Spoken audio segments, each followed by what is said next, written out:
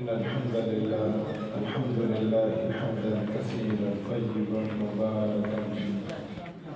رب اشرح لي صدري ويسر لي أمري واحلل عقدة من لساني يفقهوا قولي.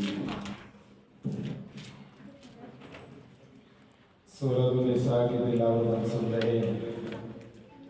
رسول اللہ صلی اللہ علیہ وسلم جب خطبہ ارشاد فرماتے تو جن جگہوں سے قرآن پاک کی تلاوت کرتے ان میں سے سورۃ النساء کی پہلی آیت ہے، یا ایھا الناس اتقوا ربکم الذی خلقکم من نفس واحدہ وخلق منها زوجها وبث منهما رجالا كثيرا ونساء واتقوا الله الذي تساءلون به والأرحام ان اللہ كان عليكم رقيبا۔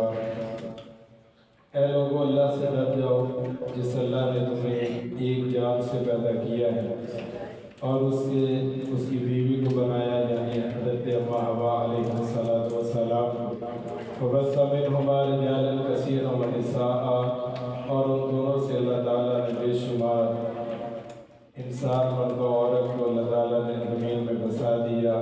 واتقوا اللہ الذی تساءلون بہ والارحام، اور اللہ سے ڈرو جس کے نام میں تم سوال کرتے ہو، رشتہ داریوں کو توڑنے سے بچو۔ ان اللہ کان علیکم رقیبا، بے شک اللہ تعالیٰ تمہارے اوپر نگہبان ہے۔ اس آیت میں جو ہمیں پیغام دیا گیا ہے بحثیت انسان، ہم سب ایک ہی خاندان کے افراد ہیں، ایک ہی گھر سے تعلق رکھنے والے، ہمارا اوپر مائی باپ ایک ہی ہے، حضرت آدم اور حضرت اماں حوا علیہ السلام۔ اور اسی بات کو اللہ تعالیٰ نے دوسری جگہ پر اس انداز سے بیان کیا، یا ایھا الناس انا خلقناکم من ذکر و انثی وجعلناکم شعوبا وقبائل لتعارفوا ان اکرمکم عند اللہ اتقاکم۔ اے لوگوں، تمہیں ایک ہی مرد عورت سے پیدا کیا گیا ہے، پھر اللہ تعالیٰ نے تمہارے صوبے، قبیلے اور خاندان بنائے ہیں لتعارفوا، تاکہ تمہارا آپس میں تعارف ہو۔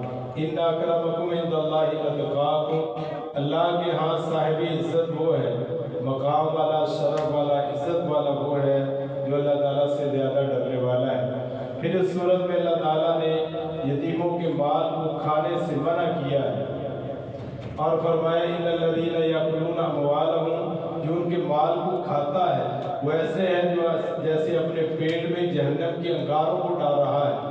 اور اس صورت میں اللہ تعالیٰ نے عورتوں کے مسائل کو بیان کیا اور بالخصوص وراثت کے مسائل کو اللہ تعالیٰ نے بیان کیا۔ یوصیکم اللہ فی اولادکم للذکر مثل حظ الانثیین کے تحت، کہ اللہ تعالیٰ نے مرد کو عورت کے مقابلے میں ڈبل حصہ دیا ہے۔ یہ اللہ کی تقسیم ہے، اور آج اس پر اعتراض کیا جاتا ہے کہ یہ عورتوں کے حق میں ظلم ہوا ہے کہ اللہ تعالیٰ نے مردوں کو عورتوں کے برابر نہ دیا بلکہ ایک حق زیادہ دیا، دو حصے مرد کے ہیں تو ایک حصہ عورت کا ہے۔ یہ اللہ تعالیٰ کو پتا ہے، حصے مقرر کی ہے، اس کے مطابق دینا، وراثت کو تقسیم کرنا یہ ہمارے اوپر لازم ہے۔ لیکن آج ہم دیکھتے ہیں کہ ہمارے معاشرے میں بہنوں کو، بیٹیوں کو وراثت کا حق نہیں دیا جاتا، بیٹوں کو حق دیا جاتا ہے، بیٹیوں کو نہیں دیا جاتا، بھائی لے لیتے ہیں، بہنوں کو نہیں دیا جاتا۔ یہ اللہ تعالیٰ نے اس بات کو اس انداز سے بھی ہمیں سمجھایا ہے کہ اللہ تعالیٰ نے ان حصوں کو بیان کرنے کے بعد یہ بات کہی، تلک حدود اللہ، یہ کوئی عارضی تقسیم نہیں ہے، یہ اللہ تعالیٰ کی حد بندی ہے۔ تلک حدود اللہ، یہ اللہ کی حدیں ہیں، یہ اللہ کے فیصلے ہیں، یہ اللہ کے قوانین ہیں۔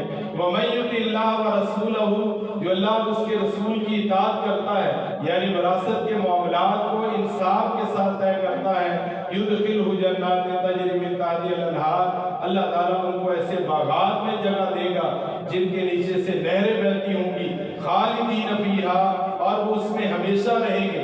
وَذَلِكَ الْفَوْزُ الْعَظِیمُ، اور یہ بہت بڑی کامیابی ہے۔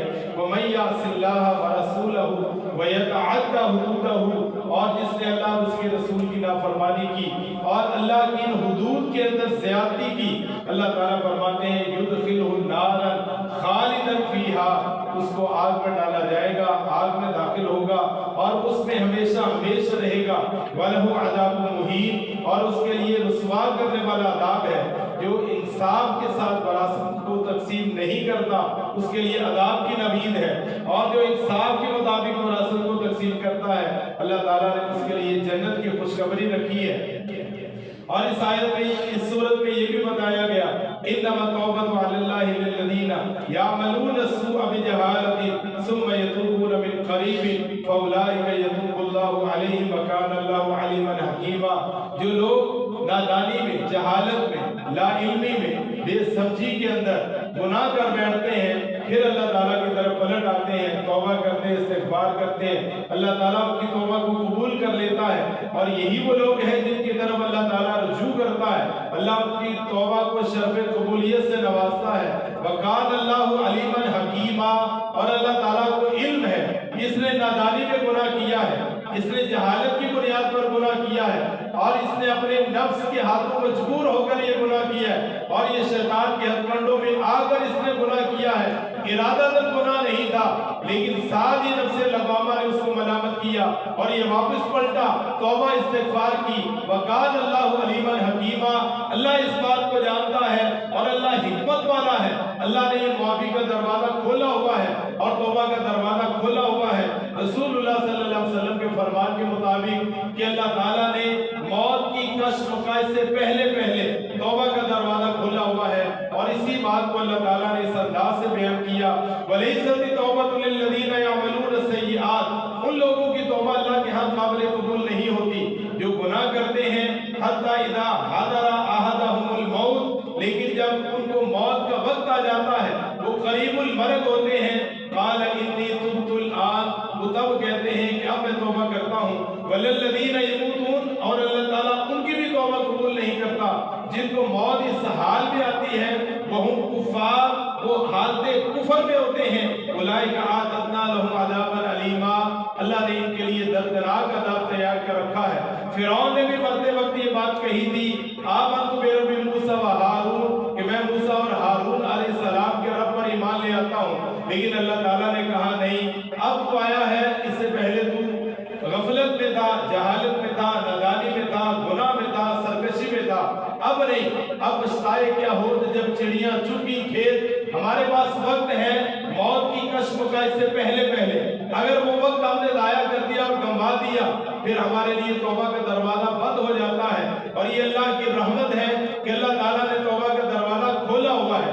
اللہ رب العالمین کا کرم اور فضل ہے کہ اللہ رب العالمین نے اپنے بندوں کے اوپر یہ کرم کرتے ہوئے توبہ کا راستہ کھولا ہے، اور فرمایا الا من تاب وآمن وعمل عملا صالحا فاولئک یبدل اللہ سیئاتہم حسنات، جو توبہ کرے، ایمان لے آئے اور عمل صالح کو جاری کر دے، اللہ تعالیٰ ان کی اس پہلے والی ساری غلطیوں اور گناہوں کو اللہ نیکیوں میں تبدیل فرما دیتا ہے۔ اور اس صورت میں اللہ تعالیٰ نے حقوق اللہ اور حقوق العباد کی ایک لمبی فہرست کو ایک ہی آیت میں بیان کیا ہے، جس سے یہ پتہ چلتا ہے کہ جیسے حقوق اللہ کو پورا کرنا لازم ہے، ایسے حقوق العباد کو پورا کرنا بھی لازم ہے۔ ہمارے ہاں یہ مشہور ہے کہ حقوق العباد کو اللہ نے معاف نہیں کرنے، حقوق اللہ اللہ معاف کر دے گا، لیکن ایسی بات نہیں، جو حقوق اللہ کا تارک ہے اللہ نے اس کی بھی معافی کا نہیں بتایا، چونکہ اللہ تعالیٰ نے ایک منظر یہ بیان کیا فی جنات یتساءلون عن المجرمین ما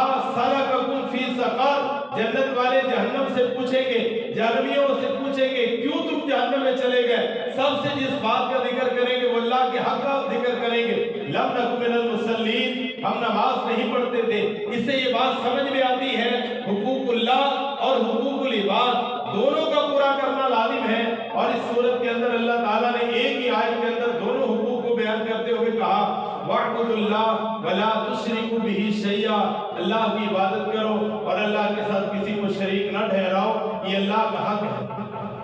حضرت معاذ رضی اللہ تعالیٰ عنہ بیان کرتے ہیں میں نبی صلی اللہ علیہ وسلم کے پیچھے سواری پہ بیٹھا ہوا تھا، ایک سفر پہ ہم جا رہے تھے، آپ نے اپنا چہرہ مبارک پیچھے کو کیا اور کہا یا معاذ، میں نے کہا لبیک و سعدیک، میرے ماں باپ آپ پہ قربان حاضر، آپ پھر خاموش ہوئے، آپ نے تھوڑی دیر کے بعد پھر کہا یا معاذ، میں پھر متوجہ ہوا اور کہا لبیک و سعدیک، میرے ماں باپ آپ پہ قربان ہوں، آپ کیا کہنا چاہتے ہیں، آپ پھر خاموش ہوئے، آپ نے تیسری بار پھر کہا یا معاذ، اپنا چہرہ مبارک پیچھے کرتے یا معاذ، کہا لبیک و سعدیک، اے میرے اللہ کے رسول، میرے ماں باپ آپ پہ قربان ہوں، آپ کیا کہنا چاہتے ہیں۔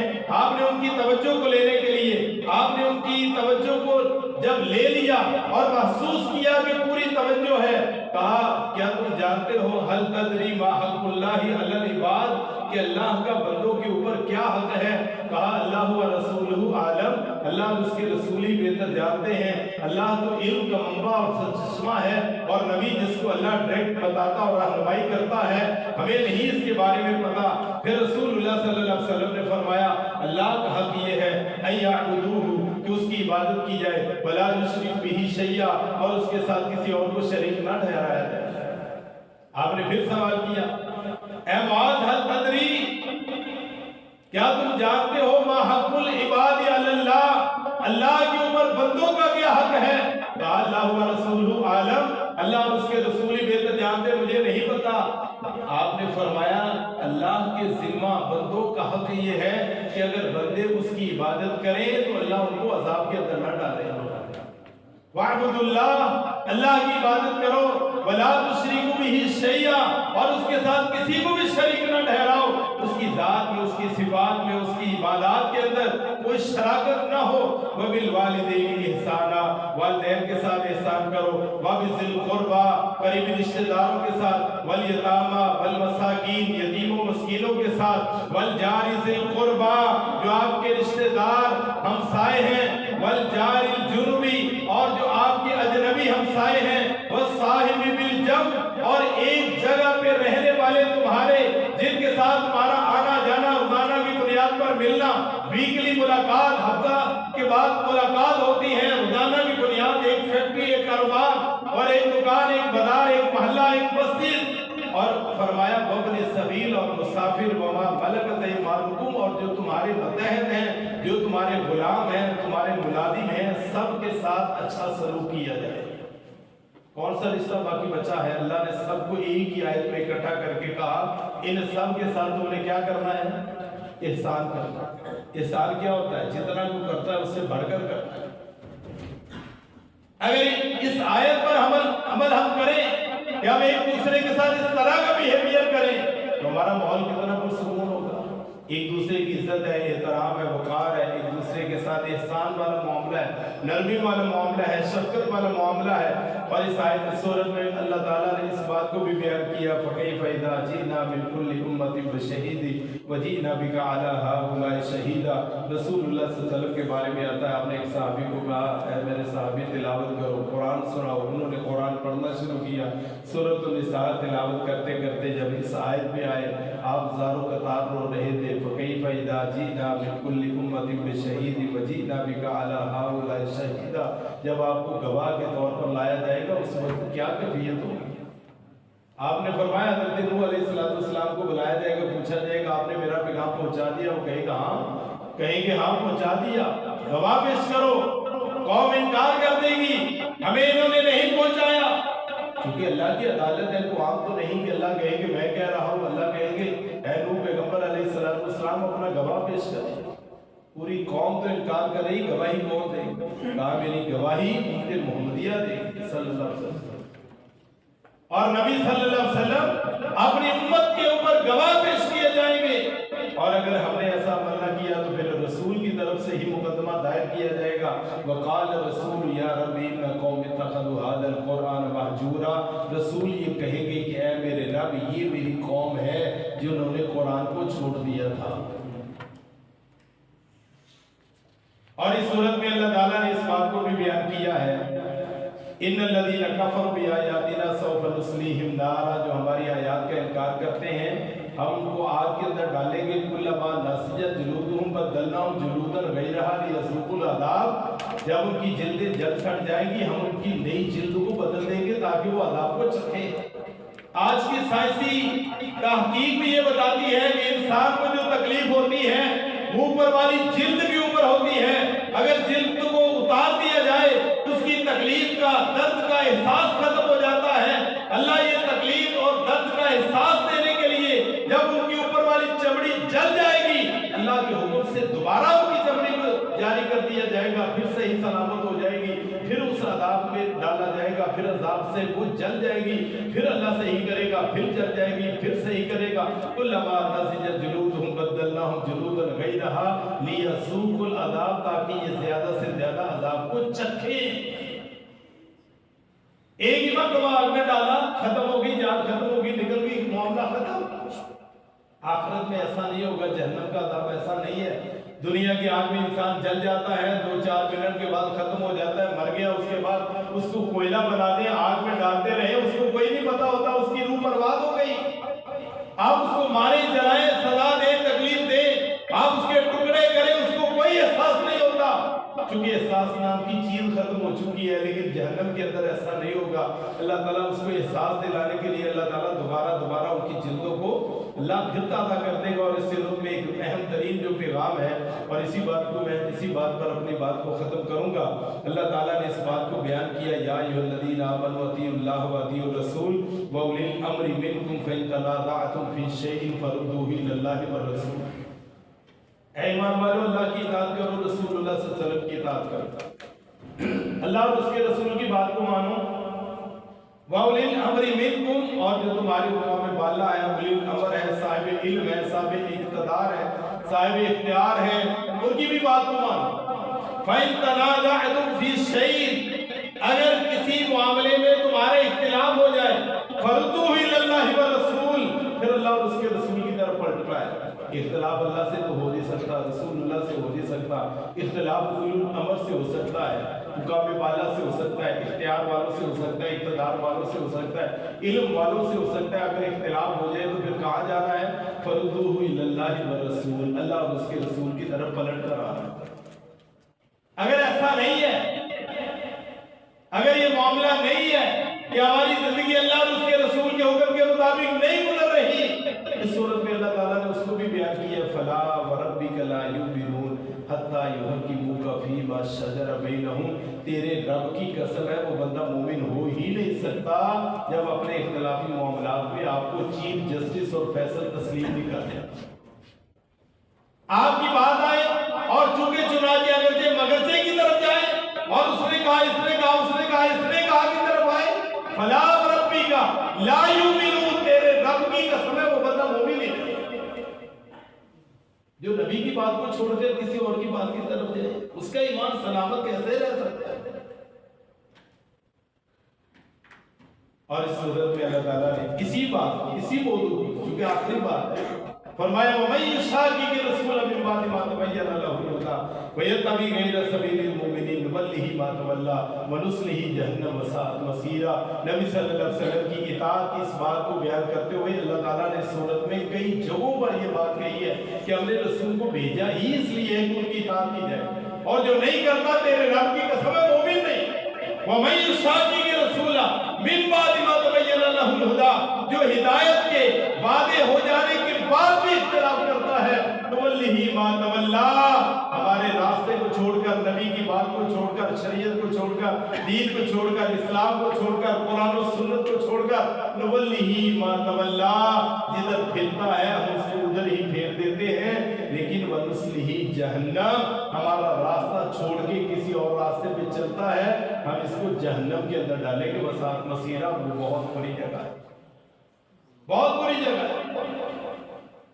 جو شرک کی آمیزش کرتا ہے، جو ہم نے ابتدا میں پڑھا اور اس کے بارے میں بھی فیصلہ ہے، ان اللہ لا یغفر ان یشرک بہ ویغفر ما دون ذلک لمن یشاء، یہ دو جگہ پہ اللہ تعالیٰ نے سورت میں اس بات کو بیان کیا، اور اس سے پہلے بھی کہ اللہ تعالیٰ شرک کرنے والے کو معاف نہیں کرے گا، اس کے علاوہ جس کو چاہے گا اللہ شہنشاہ ہے، یہ اس کا اٹل فیصلہ ہے۔ جس کے عقیدے کے اندر شرک کی آمیزش ہے، اللہ تعالیٰ اس کو کبھی بھی معاف نہیں کرے گا، اور جس کے عقیدے کے اندر شرک نہیں ہے، گنہگار بھی ہوگا، ایک نہ ایک دن اگر وہ جہنم میں چلا بھی گیا، اس کی سزا لے کر ایمان کی بنیاد پر ایک نہ ایک دن اس کو جہنم سے نکال ہی دے دیا جائے۔ اس لیے یہ دو باتیں بہت اہم ہیں، ایک تو اپنی زندگی میں شرک کی آمیزش نہیں کرنی، اور دوسرا رسول اللہ صلی اللہ علیہ وسلم کی نافرمانی نہیں کرنی۔ اللہ مجھے اور آپ کو توفیق عطا فرمائے، ہم کہیں سنی بات پر عمل کریں۔ وآخر دعوانا الحمدللہ رب العالمین۔